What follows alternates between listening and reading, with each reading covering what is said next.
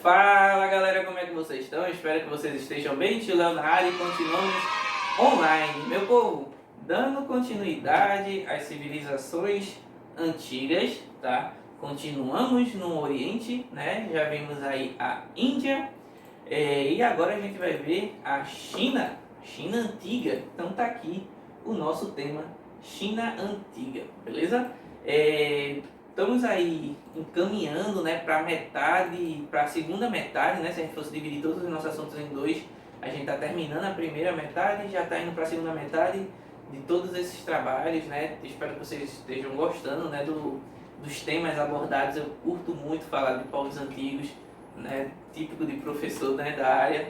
E a gente agora vai focar, né, vai fechar os povos do Oriente com China e depois com o Japão, e a gente vai migrar aí para os dois principais povos desse período da Idade Antiga. Não os dois principais por ser mais importante, digamos assim, porque todos são importantes, mas por serem os dois mais influentes. A importância que se dá, por exemplo, né, se você quiser dizer que são povos mais importantes, é por causa da influência que eles exercem na cultura, que vai ser os povos gregos e os romanos, né? Aí a gente fecha a Idade Antiga, que é o principal boom do sexto ano, né? O tema maior do sexto ano.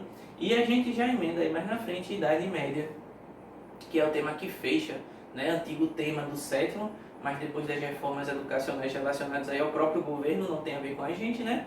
Esse tema veio aqui para o sexto e a gente fecha o sexto com Idade Média, né?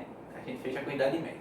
Beleza? Então estamos começando a fechar o período da Idade Antiga, falta pouco. Grécia e Roma é um pouquinho maior, mas para fechar essa primeira grande etapa, né? Veremos hoje China, próxima aula veremos Japão, e aí migramos de vez para Grécia, Roma e encaminhamos aí o nosso desenrolar de histórias, beleza?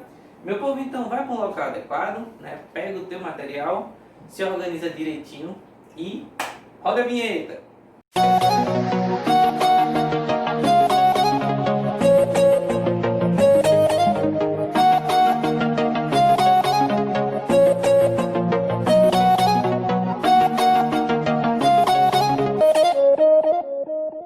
Bom, meu povo, hoje, dando continuidade aos nossos assuntos, como eu falei, vamos falar de China Antiga.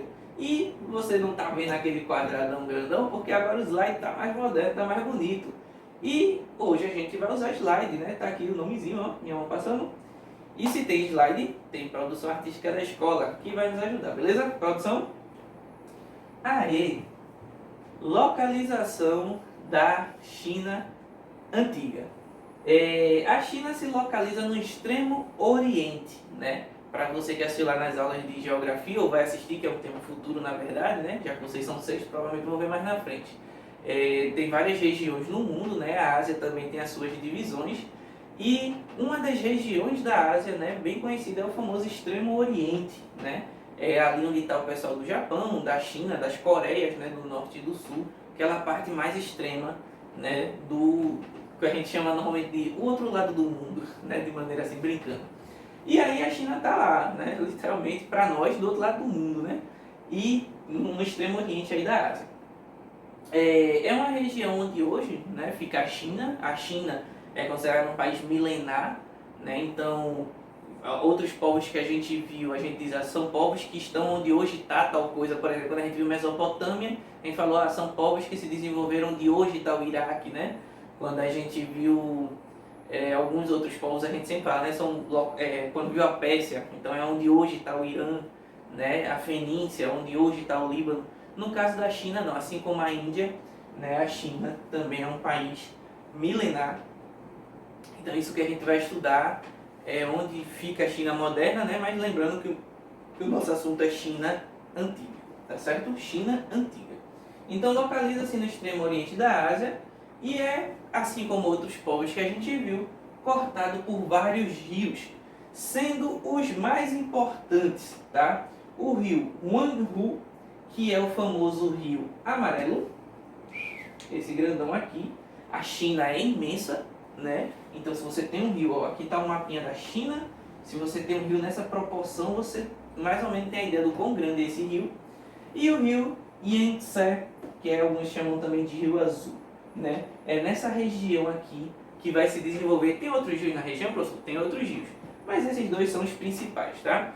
É nessa região que vai se desenvolver os povos, né, que vão dar origem ao que é a China, né? Então vamos lá. Produção? Bom, origens e lendas, né? A gente vai ver que alguns povos, né, ao abordarem a sua origem, eles vão recorrer a lendas, né? Que são histórias que misturam questões reais ou com possibilidades de ser questões reais com questões ficcionais. É uma narrativa que mistura um pouco de realidade e ficção, né? Para tentar simbolizar, para tentar trazer um significado a algo que quer se expressar. Nesse caso, a história do país, né? Quando diz, uma divindade fez isso e assim surgiu aquele povo. Então, isso que essa divindade fez é uma forma de tentar explicar, com uma linguagem específica, a linguagem do mito, né, digamos assim, como aquele povo surgiu. Então, a gente tem aí as origens lendárias, né, que é uma linguagem específica, e a gente tem as origens aí do ponto de vista histórico mesmo, do ponto de vista científico, que são explicações, né, diferentes, mas que muitas vezes coincidem com a explicação, ou pontos da explicação lendária, né, porque aí a ciência ela vai descartar mais um pouco o ponto de vista ficcional, digamos assim. Então, civilizações do Rio Amarelo, né, surgiram, vou unir uma palavrinha aqui, mas surgiram aproximadamente 7.000 anos atrás, beleza? Do ponto de vista assim, da tradição, né, das histórias contadas pela tradição chinesa, tem uma fase predecessora que mistura um pouco de lenda, um pouco da questão da divindade, que é a fase dos 3 Augustos e 5 imperadores, que eram líderes mitológicos, né? Que alguns associam que eles existiam aproximadamente de quase 3.000 a 2.200 anos antes de Cristo, né? Mais ou menos, quase 5.000 anos atrás, mais ou menos, tá? E aí esses 3 Augustos e os 5 imperadores, né, você fizer as contas, dá um total de 8, esses 8 governadores foram governantes que viveram na região e que eles tinham aí características lendárias, né, de terem poderes mágicos, de serem líderes perfeitos, ou mesmo de serem líderes assim que ensinaram o povo a tal coisa, né? Foi esse rei que foi esse. Quando a gente fala Augusto, a palavra Augusto tem a ver com a palavra divino. Então são os 3 divinos e os 5 imperadores, né? Todos são muito sábios, são eles que ensinam o povo a domesticar animais, a cuidar, a cultivar plantas. Então, as origens lendárias relacionadas à região, né? Falando aí dessas personalidades, né? Eu tenho vários personagens de destaque nessas lendas aqui, mas eu curto muito, né? Por isso que eu trouxe, e não só porque eu curto, mas porque talvez seja o mais lembrado, né, de toda essa história, é o famoso Imperador Amarelo, né? Um imperador aí que ele tem histórias, algumas histórias mais míticas, outras histórias com possibilidade de ter sido real, enfim, mas é um personagem muito bacana aí da história. Então, se você quiser dar uma pesquisada, quem são esses personagens e até mesmo o Imperador Amarelo, dá uma pesquisada aí, porque tem histórias aí fantásticas. Como no nosso caso, nossa preocupação não é muito a questão mitológica, né? Então a gente só vai falar da questão histórica, né? Civilizações já viviam perto do Rio Amarelo aproximadamente 7.000 anos atrás, e algumas lendas, né, falam dessas divindades, né, que viviam ali no Rio Amarelo e provavelmente associadas a essas comunidades que já viviam, que a gente vai falar aqui do ponto de vista histórico. Produção? Aí eu trouxe essa imagem aqui que eu curto muito, que é uma imagem simbolizando o Imperador Amarelo, né, as questões míticas do dragão e coisas do tipo, né? Então dá uma pesquisada lá que a história dele é bem bacana. Produção? Bom, mas de maneira geral, né, quando você vai pegar a história do Japão, é muito comum você dividir em dinastias, tá? Dinastias são grupos de família, tá, que estão no governo. Então, essa família é a família que está governando, né? Vai ser o pai, depois o filho, depois o neto, vai passando de geração em geração. Então, esse grupo de pessoas de uma mesma família que governam um determinado local, a gente chama de dinastia. Então, a história da China é dividida no governo das dinastias. Quando foi a família tal que governou, né, é um período. Quando foi a outra família tal que governou, outro período, e assim sucessivamente. A dinastia mais antiga que se tem notícia é a dinastia Xia, considerada uma dinastia lendária, ou seja, não se tem certeza científica a respeito ou pelo menos não muitas, a respeito dessa dinastia. Mas existem muitos mitos e lendas, como eu falei anteriormente, de outros mitos que antecederam a dinastia Xia. A dinastia Xia também tem muitos mitos e lendas que contam a história de imperadores, né, lendários que governaram uma parte da China aí no período da dinastia Xia. Aqui já tem um pouco mais de informação.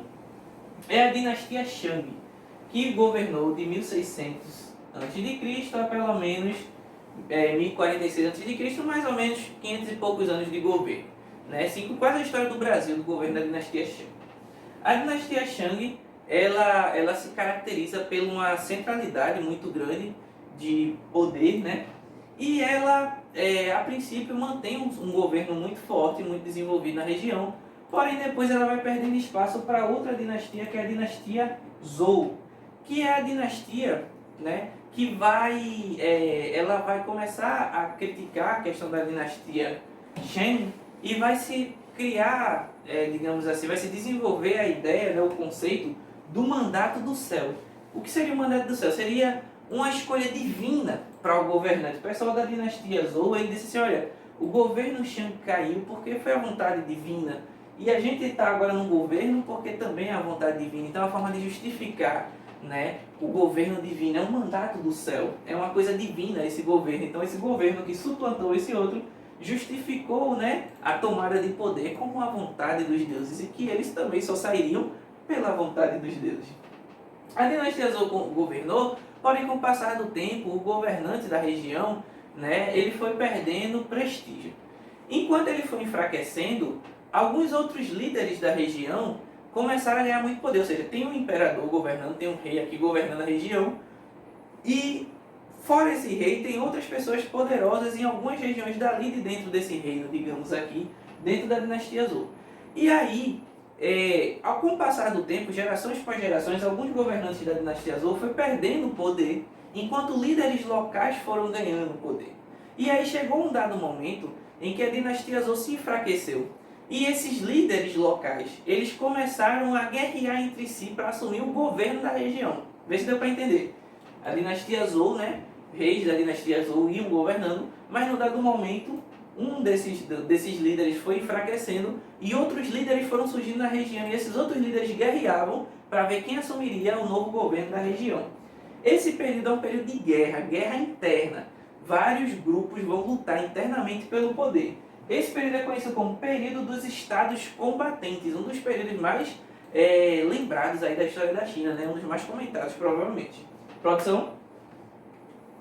Nesse período aí dos estados combatentes, combateram os reis de Qin, Qi, Zhao, Han, Rei, Shu e Wan. Esse período também, falei, ó, meu chinês está bacana. É nesse período também que vai surgir grandes nomes como Sun Pin e provavelmente o mais famoso deles, né, grandes generais, e o mais famoso deles provavelmente Sun Tzu, o grande escritor de um livro famosíssimo chamado A Arte da Guerra. É nesse período que Sun Tzu, guarda esse nome, esse livro é muito conhecido na história da humanidade, chamado A Arte da Guerra. Alguns consideram Sun Tzu uma figura lendária, outros consideram a existência dele mesmo, e ele fez um tratado de guerra, uma estratégia, dizendo como é que se deveria lidar numa guerra, como é que se deveria guerrear. Vê que interessante, ele escreveu um tratado, um livro, digamos assim, explicando o que se deve fazer numa guerra, né? E ele ficou muito conhecido por causa disso, dizem que é um general mega, né? Era mega conceituado na época, e ter Sun Tzu no seu time como general era o mesmo que ter, né, a vitória nas mãos, digamos assim. Alguns até dizem, né, dizem uma história de Sun Tzu, que ele, só para abrir um parênteses, que ele foi convocado por um rei, um desses reis aqui, né, das dinastias que combatiam. Ele foi convocado por um dos reis, e aí ele disse que poderia preparar qualquer um para a guerra. Aí digamos assim, o rei não botou muita fé e deu aí as mulheres dele. Esse rei tinha várias mulheres, né? E aí disse assim, ó, então prepara aí minhas mulheres para a guerra. Se você preparar, né? Ele, tá bom, eu preparo. E aí ele foi lá ensinar as mulheres a guerrear. Aí quando ele botou a galera lá em formação, né, para começar a treinar essas mulheres para a guerra, dizem que ele escolheu as duas mulheres favoritas do rei, ou foi a mulher favorita do rei, não lembro bem agora. E ele botou e disse assim, ó, vocês que vão comandar o restante da tropa, beleza? Beleza. Aí quando ele começou a ensinar os movimentos da tropa, ele disse que Ele falou o seguinte: eu vou ensinar vocês, e se vocês não entenderem, vocês me perguntam que eu explico de novo. Beleza? Beleza. Aí quando ele deu o comando, galera, tudo rindo, né? Tipo, não levaram a sério. Aí eu falei, beleza, talvez o erro tenha sido meu, né? Talvez eu não tenha explicado direito. Eu vou explicar de novo. Então vocês fazem. Explicou e nada da galera fazer. Na terceira ele já ficou mais sério, né? Na terceira, na quarta ele já ficou mais sério. E disse assim, olha, vocês estão sendo treinadas com o aval do rei, digamos aí, para serem soldados. Foi o pedido. Então, eu sou o general. Se vocês não obedecerem minha ordem, né, eu vou condenar vocês por desobediência, que pode ser até a morte mesmo. E aí dizem que quando deu o comando mais uma vez não houve obediência. E o rei simplesmente matou as duas mulheres lá favoritas, ou a mulher lá favorita. O rei não, desculpe, o general, Sun Tzu. E aí ao matar ele escolheu mais duas e fez, olha, agora o cargo está com vocês, eu vou dar a ordem e as outras têm que cumprir. Dizem que quando ele deu a ordem, todo mundo cumpriu perfeitamente bem todos os movimentos, né? Obviamente. E aí dizem que quando o rei soube que ele tinha matado duas das suas mulheres, ou uma dessas mulheres, não sei bem, não lembro bem agora, dizem que o rei ficou doido, né? Você é louco, você matou aí a galera, não é pra ter matado, ou ama essas mulheres aí e tal. Aí ele fez, ó, dei a ordem, você me deu elas como soldado, eu tava treinando. Então se você quer o soldado treinado, estão aí, elas estão fazendo os movimentos todinho. Pode levar pra guerra que elas vão obedecer. Aí o rei não, suma daqui. Só que depois, precisando dele, chama de volta, senão a gente perde a guerra. E aí dizem que era mais ou menos essa metodologia, né? Bem bacaninha isso tudo. Então ficou bem conhecido, né? Entre histórias e lendas. Dizem que ele era um cara muito inteligente, né? Escreveu aí A Arte da Guerra como um livro relacionado a estratégias de guerra mesmo. Um livro muito lido até os dias de hoje. Beleza? Inclusive, eu tenho ele. Olha só. Bom, meu povo, vamos passar... Ah, sim, peraí, calma, falta um pedacinho aqui. Depois de todas essas brigas, quem ganhou a peleja, né, entre esses combates aqui foi o reino de Qin, né? Também chamado de reino de Xin. E é desse nome aqui, Xin, ou reino de Qin, foi o que venceu a vitória e unificação. Ele venceu e juntou todos esses reinos que estavam combatendo num único reino, né, o reino de Xin. Ganhou e unificou todo mundo. Qin também é chamado de Xin, né? E é desse nome, é do nome desse reino que vem o nome China, beleza? Esse nome aqui é o nome desse reino que vem o nome atual China. Ele foi quem unificou ali a região e deu aí a deixa para uma nova dinastia. Produção? Bom, como eu falei para vocês, dinastia Qin ou Xin, né? O nome China deriva dessa dinastia. O principal nome dessa dinastia, um dos principais nomes, provavelmente seria Zheng, né, que posteriormente ficou conhecido como Xin Huangdi, ou seja, primeiro imperador, né? Seria algo tipo assim, primeiro imperador da dinastia Xin, algo do tipo, né? Então ele se torna o primeiro imperador, e aí, entre os seus principais feitos foi a reunificação da China e a realização de importantes reformas na China. Produção?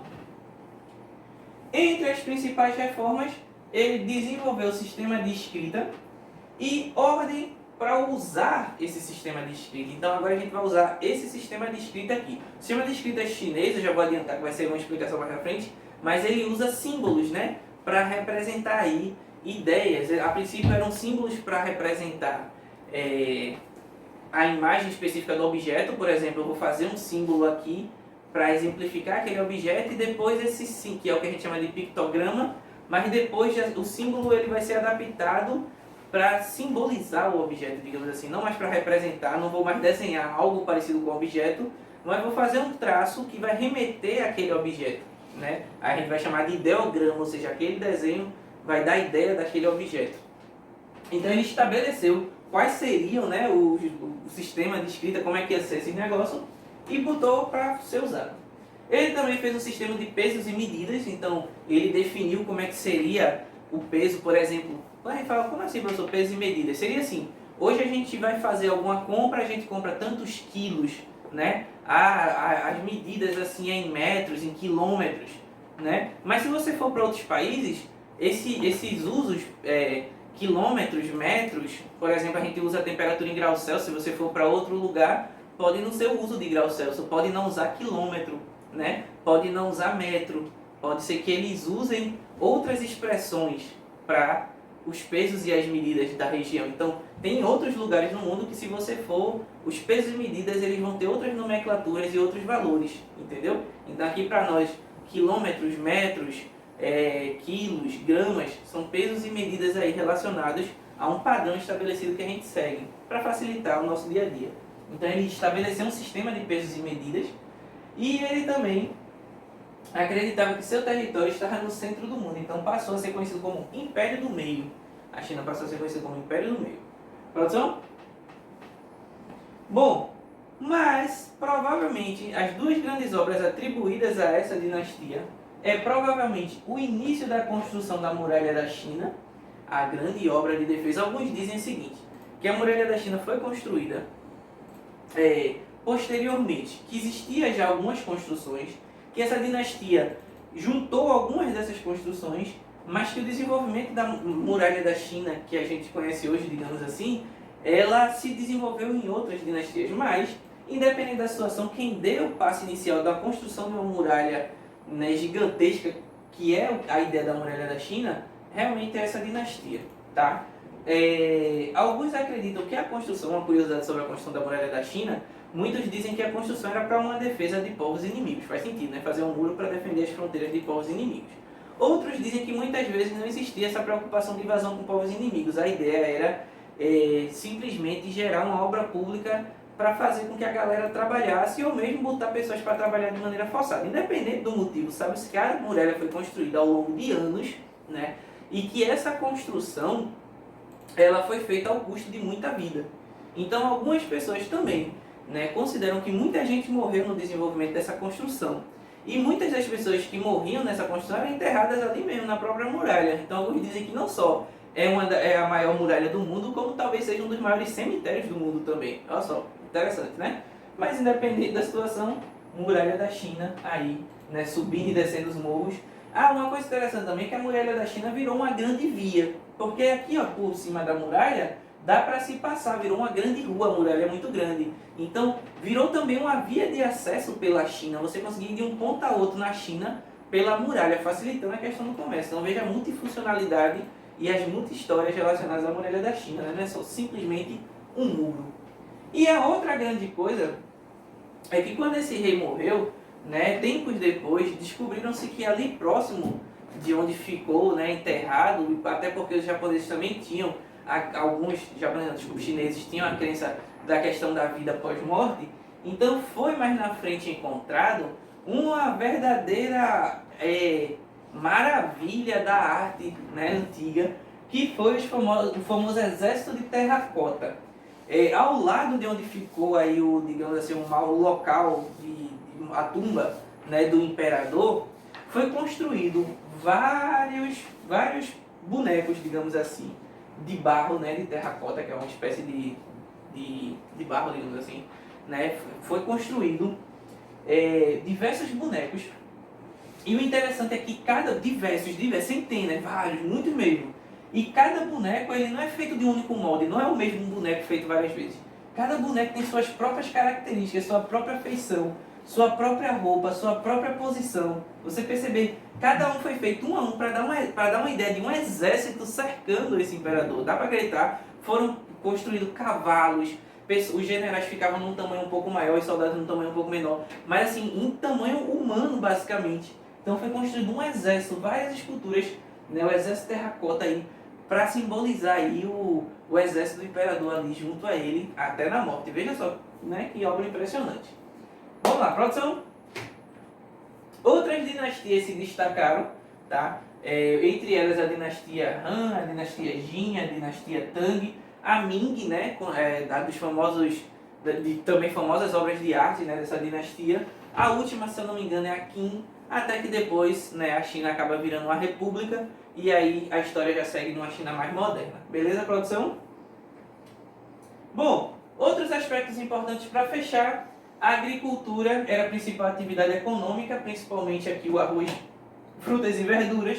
Também produzia aí um grande destaque para a produção de tecido, especificamente a seda. Existe um bichinho chamado bicho da seda, digamos assim, né? Tem um insetozinho que produz um fiozinho, né, que é a seda, e esse fiozinho ele era desenhado e trançado, e eram feitos tecidos com esse fiozinho bem fino, tecidos macios, leves, que se tornaram muito caros na época, e aí a China é quem produzia, então para ter esse tecido tinha que comprar da China, a China ganhou muito dinheiro nesse período, e aí estabeleceu uma rota de comércio para esse produto e outros entre o Oriente e o Ocidente, chamada de Rota da Seda. E é essa conexão da Rota da Seda que gerou muita riqueza também para a China. Por exemplo, alguns dizem que muitas vezes a seda era comprada por ouro, a peso de ouro, de tão importante que era esse tecido. E para fechar, não vou me deter muito, a religião, confucionismo e taoísmo. Como a gente já viu confucionismo, taoísmo e religião, eu não vou me deter muito a explicar, né? Mas aí os ensinamentos de Confúcio, né? E a questão aí do Tao, né? Da questão do equilíbrio, a gente viu do Yin, do Yang, né? Tudo isso foi visto aí na aula de religião, então mais ou menos você já sabe o que é. Eram as religiões, só para relembrar, que tinham lá na região. E aí para fechar, né? Invenções importantes, né? O ideograma que eu já falei no comecinho, que era a escrita, né? Que simboliza a ideia de alguma coisa. E também inventaram a pólvora, né? Utilizada hoje nas armas de fogo, por exemplo. A bússola, importantíssimo para localização, para navegação. Desenvolveram também o papel, ajudaram a desenvolver a ideia do papel. Ô professor, mas os egípcios não tinham papiro? Tinha, mas o desenvolvimento, né, desse papel ele se dá mais ali também na China. E também foram os primeiros a fazer a prensa, né? A, digamos assim, carimbar o que você quer fazer para fazer em grande quantidade. Os chineses foram os primeiros. Também desenvolveram a pipa, olha só que legal para quem gosta de empinar pipa, e os fogos de artifício, entre tantas outras coisas, beleza? Produção? Ele tem encerrado e encerrou. Meu povo, espero que vocês tenham entendido, espero que vocês tenham gostado. Deixe seu like, curta, compartilha, né? E a gente vai se ver nas próximas aulas, tá bom? Até a próxima!